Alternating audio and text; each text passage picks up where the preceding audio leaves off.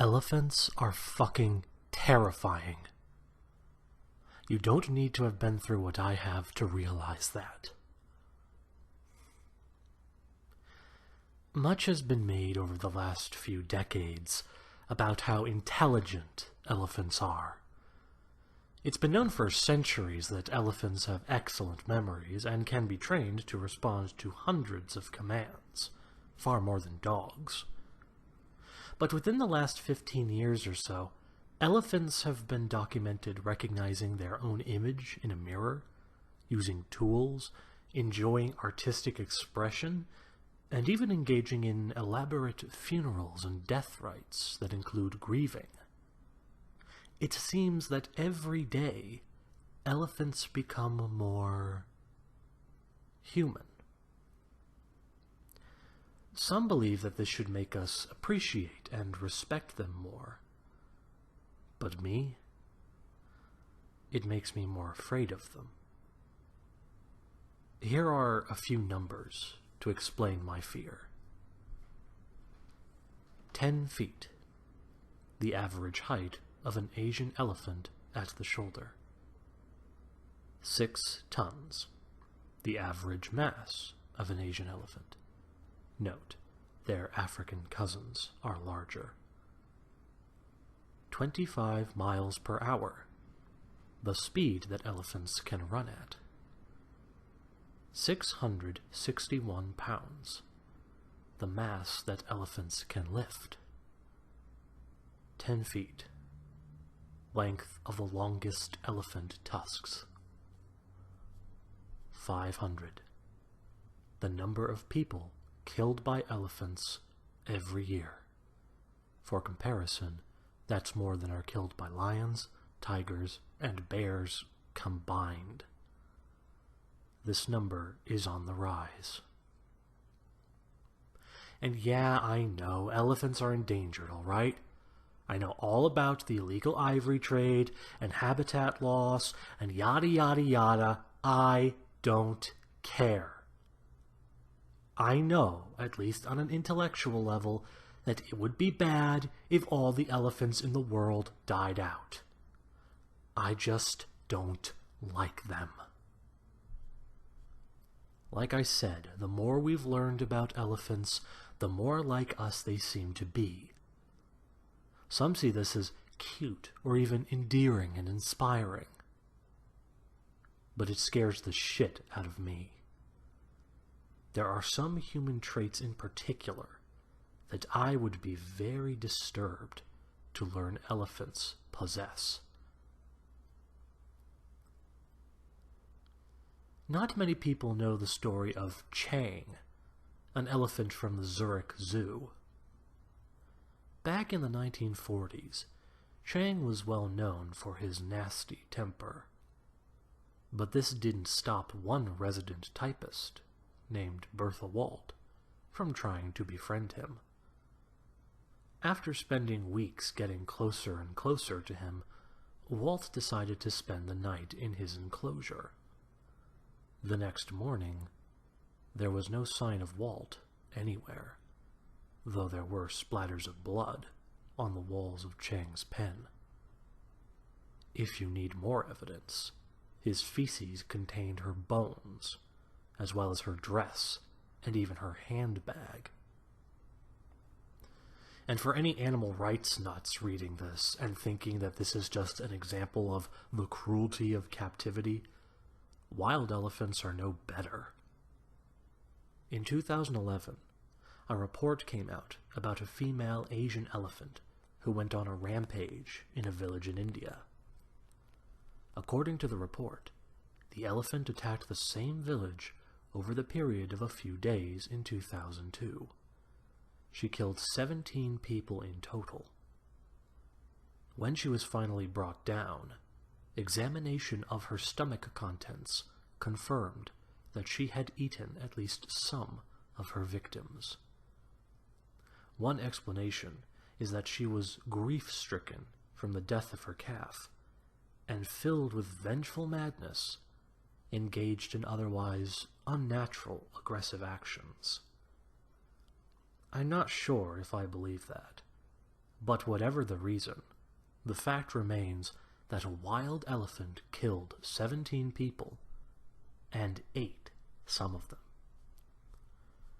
There have also been isolated reports of elephants exhuming and eating human corpses. Look, I get it if you're skeptical, but I'm not here to publish a scientific paper. If you want proof, just Google it. It's all there. You might also be wondering why a person who's scared of elephants knows so much about them. Well, know your enemy, right? We know that not all people are good. We know that, for whatever reason, some of us are driven to do bad things. Horrible things. Unspeakable things. Would it change the way you look at an elephant if you knew that, behind that thick skull, was the mind of someone like Hannibal Lecter or Jeffrey Dahmer? Just think about that. The mind of a serial killer or cannibal in the body of an 8-ton, 12-foot-tall monster with huge spikes sticking out of its mouth. It isn't fiction. They're out there. I haven't always been so scared of them. Like most kids growing up, I routinely saw them in cartoons, books, movies, video games, etc. They were almost always cute and friendly, though there were occasionally some that made them aggressive and frightening. However, unlike most kids growing up in California, I actually had the opportunity to get close to real elephants. Just a few minutes from my house in San Andreas was the Performing Animal Wildlife Sanctuary, or PAWS. They first opened up a couple of years before I was born. Basically, they would take in animals that had been the victims of the exotic animal trade or been abused in performing roles in circuses and movies and such. They had tons of stuff: panthers, monkeys, bears, and of course, elephants. I remember they had, like, maybe 6 or so, both African and Asian. Because of the proximity to our house, I remember many weekends spent at PAWS. Even then, though I wasn't outright afraid of them, the 5-year-old me recognized pretty quickly a discrepancy between real elephants and the gentle giants of fiction. But as I got older, the trips to PAWS became less and less frequent, before they more or less ceased altogether by the time I was about 12. Needless to say, my priorities were elsewhere by then. I really was pretty much the epitome of a typical American teenager, with all of the stupidity and recklessness that entails.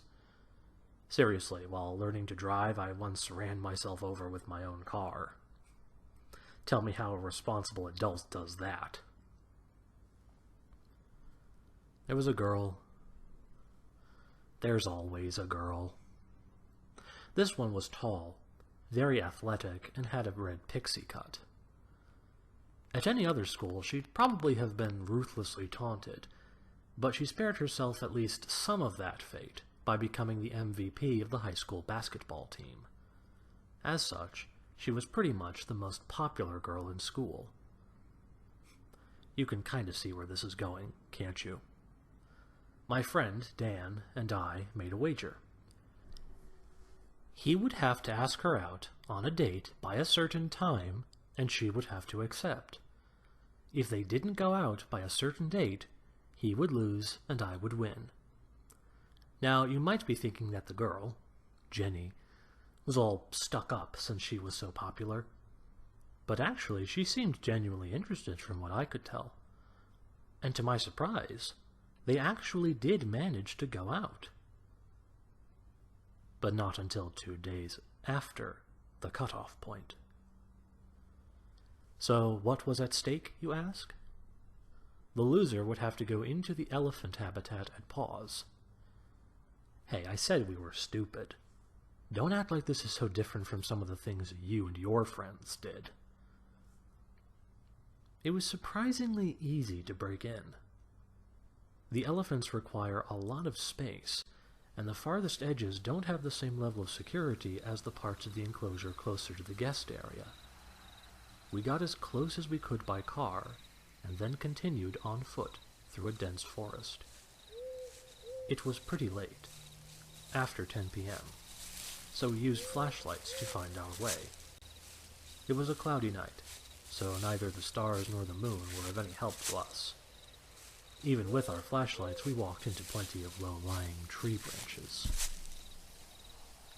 If you think about it for long enough, you'll notice that most fences built to keep in animals aren't actually very strong. Most of the fences I've seen around horses weren't strong enough to withstand a good kick, nor were they high enough for the horse to not jump over. Turns out that fences are more about establishing boundaries in a lot of cases, and not so much about preventing escape at all costs. In this case, all there was separating the elephants from us were a few wires tied between wooden poles. Of course, the elephants were strong enough to break out if they wanted to. But apparently, since they had enough space to roam on the property, and since this is where they were fed and watered, they just didn't want to. That's as well as I can understand it, anyway. I stayed by the tree line, and he easily passed between the wires and into the habitat. Like I said, it was a really big space, and at first, there weren't any elephants around. For the bet, he had to stay in there for 1 hour. And so we waited. And waited. And after a while, I was beginning to regret not betting that he'd give me his PlayStation instead. And about 50 minutes in, we heard a very deep rumbling coming from somewhere out in the field. We were both on our feet, shining our flashlights like maniacs trying to find it. Another fun fact about elephants. Despite weighing multiple tons, they move silently. No T-Rex style earth-shaking. We didn't find it until it was only about 50 feet away from him. It was a bull, a big one, even by elephant standards. He was an Asian elephant, with a pair of very prominent ivory tusks.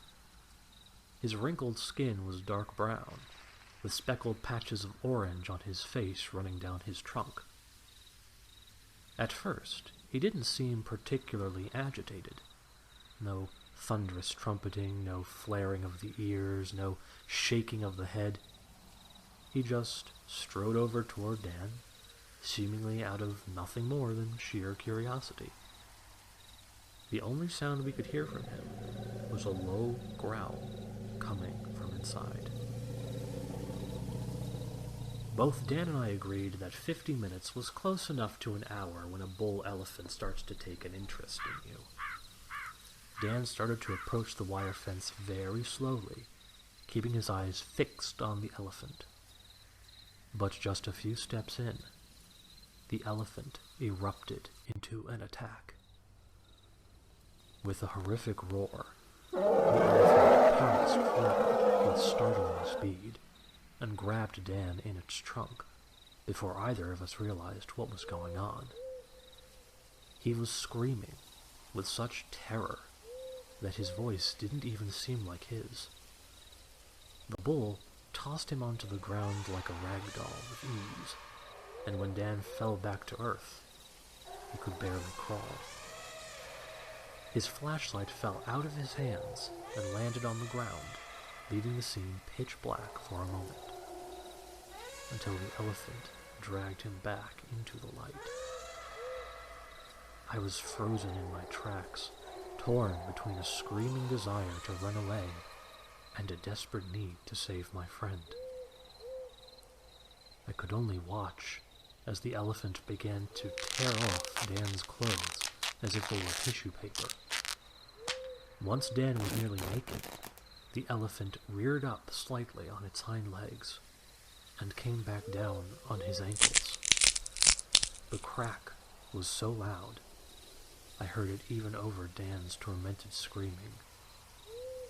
The assault left his lower legs flattened to a bloody pulp.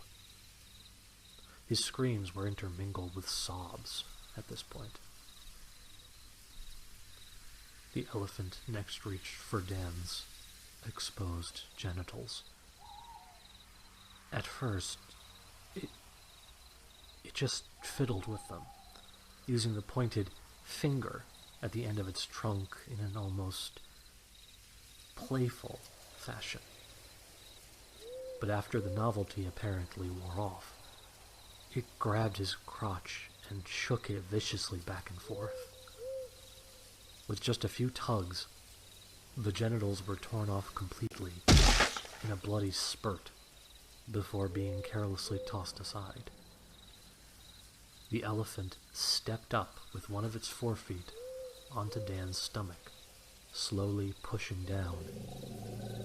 The air was squeezed out of his body as more and more of the elephant's tonnage was pressed on top of him. With no air left inside, the screams stopped, even as a wide mouth and expression of terrified agony were frozen on his face. Still, a few twitches confirmed that he wasn't quite dead yet, for which I was sorry. Wrapping its trunk around his neck, the elephant tugged hard, and moments later, the head popped off with the headless corpse flopping to the ground in a pool of blood. The elephant seemed to play with the severed head like a ball in the circus, tossing it up and catching it in its trunk. But even this bored it, and not too long afterwards, the elephant brought the head to its mouth and began chewing it to bits, the bones of the skull splintering with each movement. Finally, the spectacle overtook me. I vomited right there by the trees. Unfortunately, the retching of my throat was enough to remind the bull of my presence there. Letting out more low rumbles from its gut, it turned toward me, picking up the decapitated body of my best friend in its trunk. It shook the limp body back and forth as if to show off, before bull-rushing the wired fence. That was what finally snapped me out of my frigid stance and sent me bolting through the trees back to the car. I didn't look back for even 1 second, even as I heard the snapping of the wires and the groaning of the strained poles. Weakened from throwing up and floundering in the dark, I tripped many times, only to scramble awkwardly back to my feet. Thankfully, no matter how strong or fast the elephant was, the trees still acted as a barrier between him and me. I could still hear him crashing through the foliage by the time I got to my car and sped off mindlessly down the dirt road. I don't know if he saw me racing away. I didn't check my mirrors to see. I spent the next day in the police department being interviewed by officers and filling out paperwork. A short while after I came in, the head elephant keeper from Paws arrived to the station. After hearing what happened to Dan from me, she mercifully decided not to press charges, though not before giving me a few choice words. According to her, and a few officers who were at the scene that morning, there was no sign of either the bull or of Dan's body, save a few splatters of blood on the grass. Thankfully, none of the other elephants had followed it out and were still in the enclosure. However, this was no coincidence if the head keeper was to be believed. According to her, the bull's name was Prince. He was a recent addition, having only arrived at the sanctuary about 3 weeks earlier, something I would have known if I bothered to read the paper. He was a former member of the Ringling Brothers Circus, where he was involved with a number of accidents during his time there, both on and off stage. Paws was suspicious when this healthy young bull in his prime was retired so early, but they were happy to receive him nonetheless. From day one, there were problems with Prince. He was quiet and reserved, and even the other elephants were wary of him. 3 days after arriving, he had challenged one of the other elephants, a larger African bull, to a fight.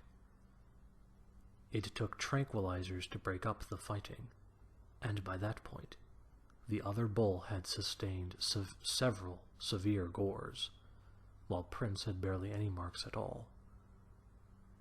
After that, he was often required to be actively separated from the rest of the herd, who wanted nothing to do with him. With no other elephants or people to torment, he would just wander the grounds aimlessly, having fun with any small mammals or birds he happened to find. As it turns out, our dare would have been all for naught, if not for Prince. The elephants are locked in their barn during the night, but the lock to Prince's stall had been smashed to pieces sometime in the night. He must have sensed he had a new friend to play with. One thing that didn't strike me until some time later was how Prince had dragged Dan back into the flashlight's path before getting started. It seemed random at first, but then, as the keeper was talking about him, it made sense to me. Prince wasn't just enjoying dismembering Dan. He was also enjoying my horror witnessing it. This is where the real horror of an elephant's humanity comes into play. There was once a quote from The Simpsons that went along the lines of, "Animals are a lot like people. Some of them act bad because they've had a hard life or been mistreated, but, like people, some of them are just jerks." Yeah, and some of them are goddamn psychopaths. I don't know if it was a life living in the circus, or if he was just born that way, but for whatever reason, Prince had a streak of evil in him. Like Chang, or the rogue elephant in India, he was driven to kill needlessly. I can't speak for those other two, but for Prince, I can tell you without doubt or hesitation that he savored every second of it. He absolutely loved inflicting agony and death on things weaker than him. When I looked into those red eyes, I was staring at the disturbed mind of a sadistic butcher inside the body of the most powerful land animal alive. One of the most disturbing things about serial killers is how unassuming they are.